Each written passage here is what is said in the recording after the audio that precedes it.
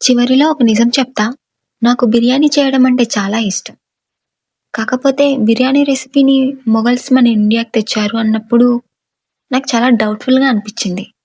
రెసిపీని వాళ్ళు తీసుకురాలేదు గానీ, ఫ్రైడ్ రైస్ అనేది మాత్రం ఇంట్రొడ్యూస్ చేశారు. బట్ ఆ తర్వాత చికెన్ ఐటెమ్స్‌ని అండ్ రైస్‌ని మిక్స్ చేసి డిఫరెంట్ ఇంగ్రీడియెంట్స్‌తో బిర్యానీ ఎలా చేయడం అనేది ప్రాసెస్ స్టార్ట్ అయిపోయింది. ఇంట్రెస్టింగ్ ఫ్యాక్టర్ ఏమంటే షాజహాన్‌కి ముంతాజ్ కూడా చెప్పిందంట. సోల్జర్స్‌కి హెల్తీ ఫుడ్ పెట్టాలి రైస్ అండ్ నాన్ వెజ్ కాంబినేషన్‌తో వై నాట్ బిర్యానీ అని. అందుకోసం నేను వండుతున్నాను అనుకోకండి. కానీ చాలా అలసిపోయా కుక్ చేయడంలో. మన ఇండియన్ కల్చర్‌లో ఫేమస్ 20-30 టైప్స్ ఆఫ్ బిర్యానీస్ ఉన్నాయంట. సో, ఇలాగ బిర్యానీ గురించి ఆలోచిస్తున్నప్పుడు అలా గోడ వైపుకి చూసినప్పుడు రావి చెట్టు గోడ మధ్య కనిపించడం జరిగింది. దాని పక్కనే వేప చెట్టు కూడా కనిపించింది.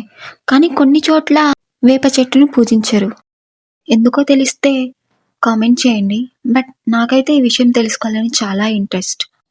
వేప పింపుల్ హ్యాక్ కదా! But whatever at the end సన్‌సెట్‌ని చూడడం మాత్రం చాలా ఇంపార్టెంట్ నాకు. బికాజ్ సన్‌సెట్‌లో ఏం మ్యాజిక్ ఉంటుందో తెలీదు గానీ, నేచర్ మొత్తం ఎంత ఎక్సైటింగ్‌గా కనిపిస్తుందంటే, పొద్దున్నుంచి మనమే వర్క్ చేసి అలసిపోయినట్టు ఉన్న ఫీలింగ్‌ని కూడా అరే బాబోయ్! నన్ను చూసి కాస్త ఎక్సైట్ అవ్వురా! నేనున్నా కదా నిన్ను హీల్ చేయడానికి అన్నట్టు నేచర్ చాలా బ్యూటిఫుల్‌గా కనిపిస్తుంది. చివర్లో చెప్తానన్న నిజమేమంటే బిర్యానీ చేసింది మా అమ్మ.